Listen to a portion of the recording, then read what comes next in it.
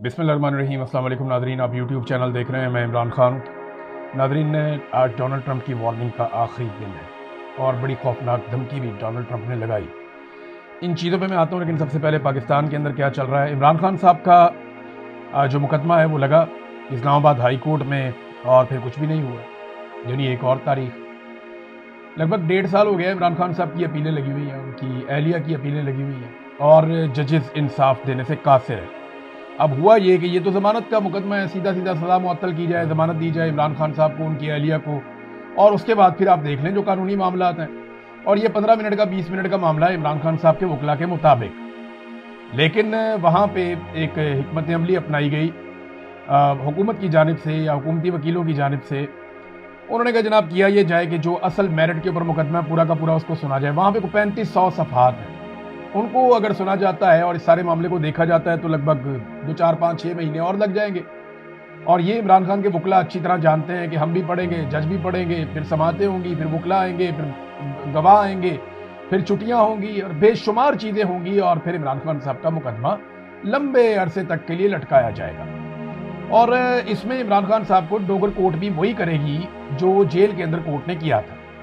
और फिर क्या होगा, फाइनली ये मामला चला जाएगा आईनी अदालतों के पास, और आईनी अदालतें इमरान खान साहब को फारिग कर देंगी हमेशा के लिए। ये पाकिस्तान तरीके इंसाफ को पता ही नहीं है कि जुडिशरी ने एक जाल बिछा दिया है, क्योंकि ये जुडिशरी तो है नहीं, ये तो 26वीं और 27वीं आईनी तरमीम के नतीजे में एस्टेब्लिशमेंट के बनाए हुए चंद ऐसे लोग हैं जो ब्यूरोक्रेटिक अंदाज में एस्टेब्लिशमेंट के फैसलों को सुनाने का काम करते हैं, और कुछ भी नहीं है। बहरहाल ये एक ट्रैप है जो पाकिस्तान तरीके इंसाफ के लिए बिछाया गया है, और ऐसा लगता है कि तरीके इंसाफ इस ट्रैप में भी आ जाएगी, क्योंकि वो आसान रास्ता ढूंढते हैं। देखिए ना इमरान खान की बहनों ने क्या कहा। इमरान खान की बहनों ने कहा जनाब हमें बताया गया है कि तरीके इंसाफ के 70 से 80 हज़ार ऐसे बंदे हैं जिनको नोटिफाई किया गया है, ओहदेदार हैं। सेनेट की एक सीट के लिए तरीके इंसाफ की तरफ से 60 बंदों के कागजात जमा करवाए गए हैं। अगर सिर्फ टिकट के असूल के लिए कॉल दे दे तो 10,000 बंदा आ जाएगा। तो तहरीक इंसाफ के ओहदे एजाजी नहीं है, ये जिम्मेदारियां हैं जो अदा करनी होती है, लेकिन कोई भी जिम्मेदारी लेने के लिए तैयार नहीं होता। ये इमरान खान की बहनें कह रही हैं। उन्होंने कहा अगर इमरान खान की जमानत हो भी जाए तो हम इमरान खान को सीधा शफा इंटरनेशनल अस्पताल लेकर जाएंगे और इनका फौरी इलाज करवाएंगे। इमरान खान की सेहत पर हमें शदीद तशवीश है। इमरान खान किताबें तक नहीं पढ़ पा रहे, इनको क्या पता अब कुछ नजर आ रहा है या नहीं आ रहा। ये इमरान खान साहब की बहनों ने इंतहाई तशवीशनाक बात की है। लेकिन अदालत ने क्या किया कि जनाब 7 दिनों में हम मरकजी अपीलों का फैसला कर देंगे, हम पता कर लेंगे जनाब ये वाला केस सुनना है, ये वाला केस सुनना है। ये लंबा लटकाया पाकिस्तान तहरीक इंसाफ को और उनके वकला को। देखिए जब तक अदालत के ऊपर अवामी दबाव नहीं आएगा, जब तक के एस्टेब्लिशमेंट को अवाम जकड़ नहीं लेगी, तब तक इमरान खान को इंसाफ नहीं मिलेगा। देखिए ना इस वक्त जजेस और एस्टेब्लिशमेंट ये आपस में मिले हुए हैं और बिल्कुल एक दूसरे के साथ मिलकर काम कर रहे हैं। इन दोनों को चाहिए अवाम की तरफ से दबाव और प्रेशर। जब अवाम का प्रेशर इनके ऊपर आएगा तो फिर ये इंसाफ देंगे, वरना ये इंसाफ नहीं देंगे। ये वो अदालतें ही नहीं है जो इंसाफ देती हैं। नवाज शरीफ का इंसाफ देखा, घर भाग भाग के जाता था। इमरान खान साहब का रेगुलर दिन पे केस लगता है तो होता क्या है, जनाब जज गए हुए मीटिंग में, आज फलाना डेलीगेशन है, आज फलानी जगह पे एक मीटिंग है। जज मीटिंगों में जा रहे हैं अदालतें छोड़कर। ये इमरान खान साहब को इंसाफ मिल रहा है। और हमजा शहबाज 2 दिन तक नैब उनके दरवाजे पे खड़ा रहा, उसने गिरफ्तारी नहीं दी, और छुट्टी वाले दिन उसकी गैर मौजूदगी में अदालत ने खोलकर अदालत उसकी जमानत दे दी। छुट्टी वाले दिन जमानत दी थी हमजा शहबाज। तो वहां पे शरीफों के लिए या जरदारियों के लिए वो इंसाफ किसी और लेवल का है।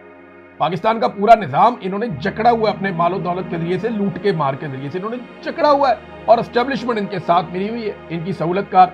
और वो भी ऐसे ही लुटमार करते हैं, वो भी कोई दूध के धुले हुए नहीं है।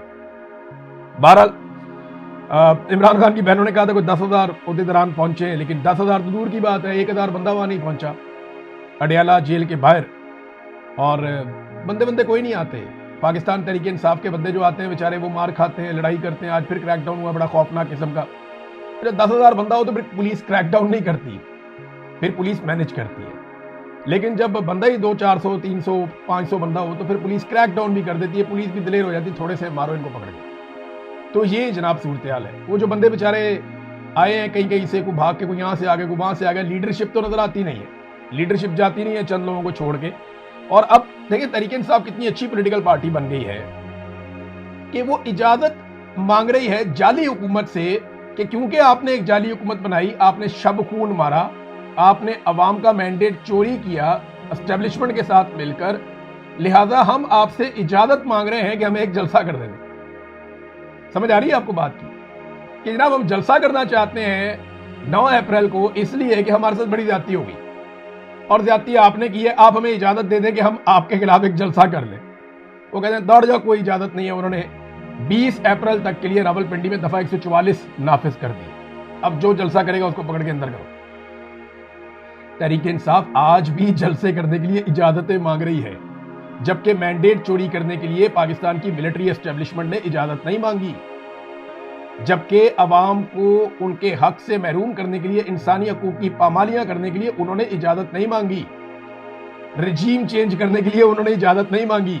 लेकिन तहरीक इंसाफ जो पाकिस्तान की सबसे बड़ी पॉलिटिकल पार्टी है, और ये मैं आपको बताऊं, अवाम जो मायूस हुए हैं हुकूमत से, तो अवाम बेशुमार मायूस है ना, एस्टेब्लिशमेंट से भी बहुत मायूस है, लेकिन अवाम एक्चुअली पाकिस्तान तहरीक इंसाफ की लीडरशिप से मायूस हो गई। तो कहते हैं जी ये शक्लें ही नहीं है एहतजाज करने वाली, भाई ये निकले, ये कोई हिकमत अमली बनाए तो हम इनके साथ आए ना, वो आते नहीं है। इधर उन्होंने कहा खैबर पख्तूनख्वा में हम एक तहरीक चलाएंगे, हम बनाएंगे जनाब इमरान खान रिहाई अमन फोर्स। वो किधर गई? यानी अभी तो कोई इसकी डेवलपमेंट बता ही नहीं रहे, उन्होंने बताया ही नहीं कि कितने बंदे शामिल हो गए। देखे ईरान के अंदर मरने के लिए बंदे शामिल किए जा रहे हैं, मरने के लिए। उन्होंने कहा जान देनी है आपने, आ जाओ शामिल हो जाओ, अमेरिका से और इसराइल से लड़ना है। तो वहां मरने के लिए, जान देने के लिए जो बंदे अब तक रजिस्टर्ड हो चुके हैं उनकी तादाद 1,40,00,000 है। पाकिस्तान से आधी से भी कम आबादी है ईरान की, पाकिस्तान से बहुत थोड़ी आबादी है ईरान की। तो 1,40,00,000 बंदा ईरानी सदर ने अनाउंस किया है कि वो वहां पे रजिस्टर्ड हो गया है ईरान के अंदर मरने के लिए, और इधर सिर्फ एहतजाज के लिए पाकिस्तान तहरीक इंसाफ रजिस्टर्ड कर रही है बंदे, और अभी तक इन्होंने बताया ही नहीं कितने हुए। पहले दिन 10,000 बताया, तो उसके बाद बताया ही नहीं। अगर काम करना था तो इनको काम इस तरीके से करना चाहिए था कि वो नजर आता, एक ऑर्गेनाइज तरीके से होता। लेकिन पाकिस्तान तहरीक इंसाफ के अंदर ही बहुत मुखालफत है। वो सुहेल अफरीदी जो करना चाह रहा था उसको पहले दिन से ही मुखालफत का सामना करना पड़ा। हालात यहां तक पहुंच गए हैं कि अब मुलाकात नहीं हो रही। देखिए जब तक इमरान खान साहब से मुलाकात के लिए दबाव नहीं डाला जाएगा, मुलाकात नहीं होगी। जब तक मुलाकात नहीं होगी तब तक इमरान खान साहब की हिकमत अमली बाहर नहीं आएगी, और जब तक उनकी हिकमत अमली नहीं आएगी तब तक किसी चीज पे इंप्लीमेंट नहीं होगा। हालात ये है कि महमूद अचकज़ई कौमी असम्बली के फ्लोर पर खड़े होकर कौमी हुकूमत की तश्कील की बात कर रहे हैं। भाई मैंडेट चोरी, वैसे तो महमूद अचकज़ई साहब भी मैंडेट चोरी करके आए।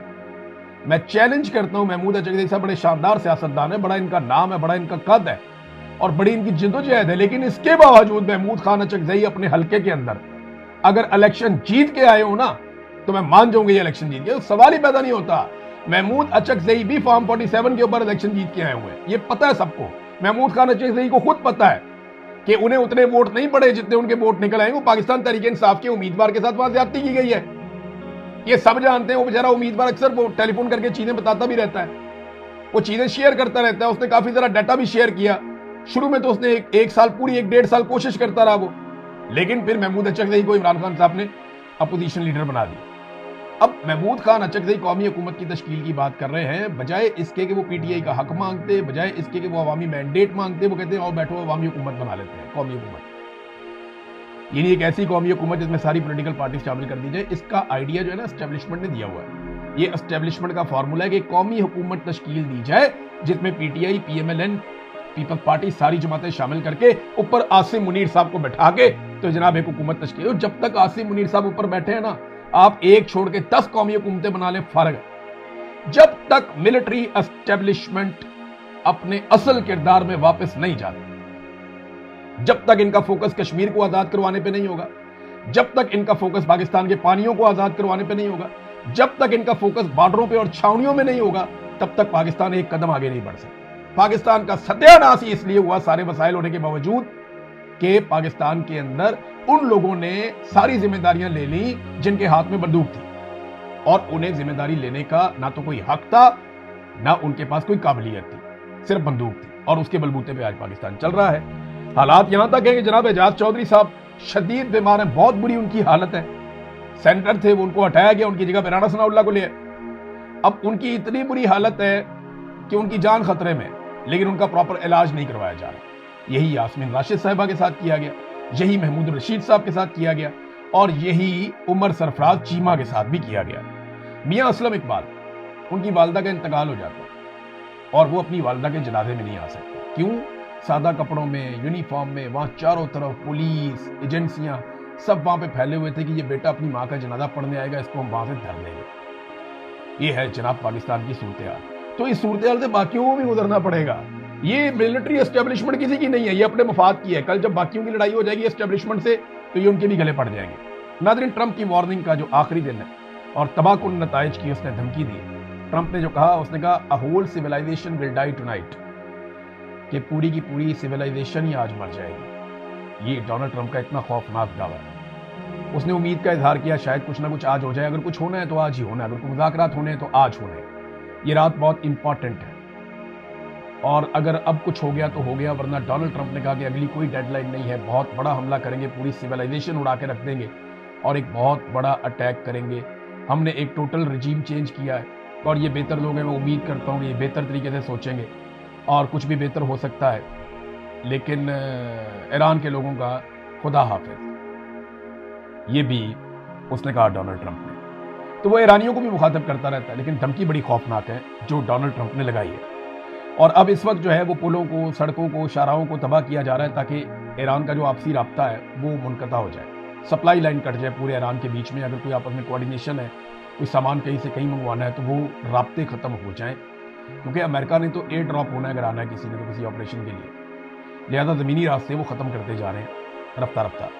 اور اس کے علاوہ جو ہے وہ ریلوے پر بھی حملہ کیا جا رہا ہے۔ آج کے دن میں اسرائیل نے خاص طور پہ کہا تھا کہ ریلوے پہ اٹیک کریں گے، انہوں نے کیا۔